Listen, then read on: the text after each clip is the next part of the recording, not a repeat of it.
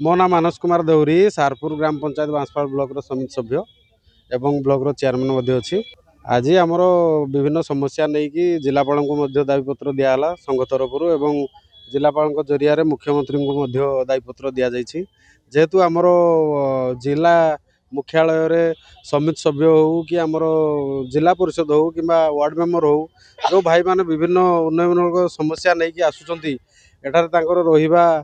बा कौन टी विश्राम नेबार किसी विधिवत व्यवस्था नहीं बहुत दूरिया आसिले हरियाण होती तेणुक आम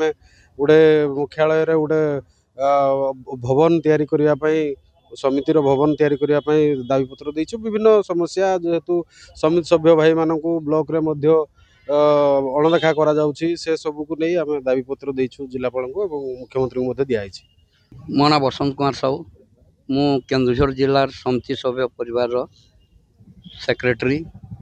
जिला सभापति आज आम आमर केन्दुझर जिलार सबू पीएस मेंबर भाई भौणी चेयरमैन वाइस चेयरमैन समस्त हक पाई केन्दुझर जिले में आमर जो डीएमएफ फंड से आमर